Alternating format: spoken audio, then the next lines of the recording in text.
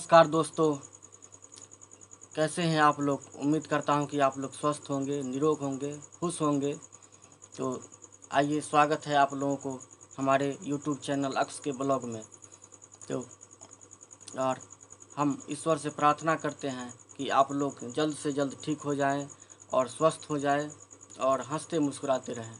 और आप लोगों से भी हम विनती करते हैं कि आप लोग भी रात को सोते समय और सुबह को उठते समय ईश्वर का, प्रभु का, अल्लाह का, गॉड का स्मरण जरूर कीजिए। स्मरण कीजिए और प्रार्थना कीजिए प्रभु से कि हे प्रभु, हम जैसे भी हैं, भले हैं, बुरे हैं, जो भी हैं, हम बालक आप ही के हैं प्रभु। हमारी अपराधों को, हमारी गलतियों को जो जाने या अनजाने में हमसे हो गई है, उसके लिए हमें क्षमा कीजिए प्रभु। हम आपकी शरण में हैं। हे परमपिता परमेश्वर, हे सर्वशक्तिमान, हे जगत नियंता, हे जगत की पालनहार, हे कृपा निधि, हे कृपा के सिंधु, हम आपकी शरण में हैं। हमारी रक्षा कीजिए, हमारी रक्षा कीजिए प्रभु, हमारी रक्षा कीजिए। इस तरह से प्रार्थना कीजिए, हृदय से प्रभु का ध्यान कीजिए। जो प्रभु हमें ये शरीर दिए हैं, वही भगवान हमें निरोग भी करेंगे और इस पीड़ा से मुक्त भी करेंगे। तो इससे बड़ा और कोई दवा नहीं हो सकता। डॉक्टर या कोई घरेलू नुस्खा, वैद्य, ये तो एक माध्यम होता है, ठीक तो वही करते हैं। तो दोस्तों, आइए अब हम शुरू करते हैं बेड शोर के बारे में। हम कल या परसों एक वीडियो बनाए हैं बेड शोर के बारे में। तो दोस्तों देखिए, हमारा मानना है कि बेड शोर जो होता है वो परिवार के सदस्य के कारण होता है। परिवार में जो भी सदस्य हैं उनकी गलती के कारण होता है बेड शोर।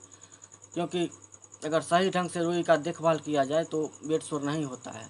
बहुत ज़्यादा से ज़्यादा 1 महीना तक देखभाल करते हैं, उसके बाद धीरे धीरे वो लोग अंठिया देते हैं, छोड़ने लगते हैं। और एक तरफ एक ही आसन में पड़े हुए, जैसे चित्त होकर के लेटते हैं, एक ही आसन में पड़े हुए अपन स्क्रीन पर रगड़ पड़ने से, घर्षण पड़ने से या दबाव पड़ने से वहाँ का चमड़ा सीज जाता है पसीना से। और वहाँ पर खून जाता नहीं है, चोट के कारण शून्य होता है, ऑक्सीजन नहीं जाता है, ब्लड नहीं जाता है, तो कुछ पता चलता नहीं है। और धीरे धीरे वहाँ का चमड़ा हार्ड हो जाता है और हार्ड होकर खुजली होता है। और उसको ऐसे ऐसे अगर खींचेंगे, खुजलाएंगे, तो मोटा मोटा उखड़ने लगता है, पपड़ी जैसे। ये हम भोग चुके हैं दोस्तों, हम भुक्तभोगी हैं, मेरे साथ हो चुका है। तो अगर परिवार के आदमी अगर ध्यान दे सही तरीके से, रोई को करवट करके पीठ पर थपकी दे, चारों ओर थपकी दे, या मसल पर दबाव दे, मसल पर थपकी दे, हल्का हल्का मालिश करे तेल दे करके, डेली 2 बार 3 बार करवट करके उसमें हवा लगाएं पीठ में, चादर को जो है उसको डेली बदलें। और डायपर पर पूरा ध्यान रखना चाहिए कि डायपर गीला हो, तुरंत डायपर को बदल देना चाहिए। क्योंकि रोगी को पता नहीं चलता है कि डायपर गीला हुआ या सूखा है। इस चीज़ का एहसास अगर होता तो बीमारी ही दूर हो गया होता। और यही कारण है बेड शोर का, सबसे ज़्यादा बेड शोर का कारण डायपर ही होता है। तो मित्रों, अब आइए हम बात करते हैं उसके घरेलू नुस्खा के बारे में। तो घरेलू नुस्खा ये है दोस्तों कि 2 नुस्खा हम बता रहे हैं, और ये बिल्कुल पूरा आजमाया हुआ नुस्खा है। हमने इसका उपयोग किया है, हम इसका प्रैक्टिकल करके देखे हैं और इसका रिजल्ट पता चला है, तब हम आप लोगों को बता रहे हैं। देखिए, पहला है जात्यादि तेल।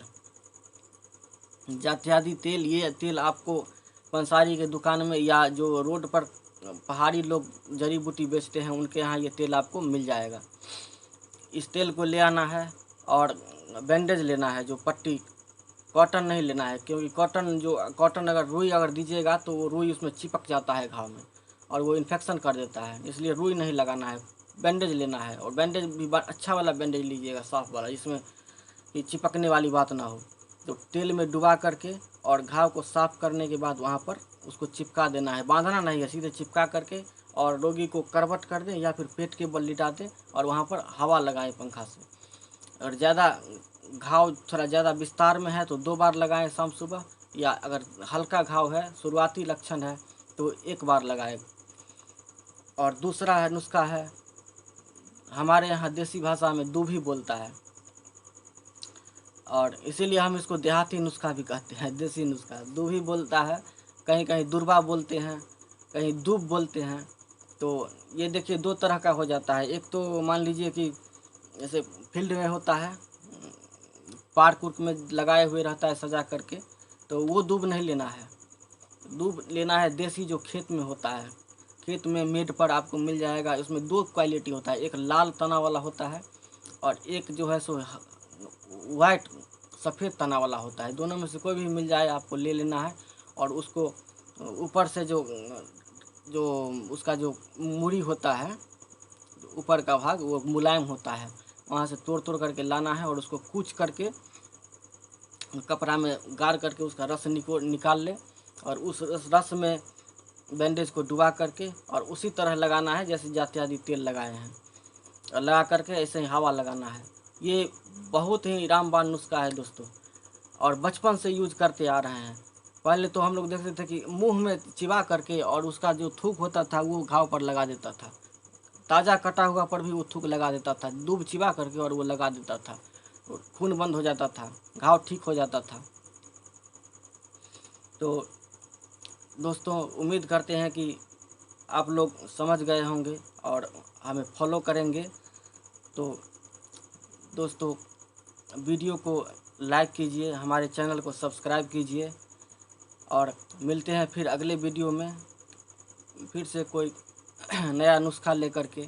तब तक के लिए राम राम, जय श्री राम, श्री सीताराम।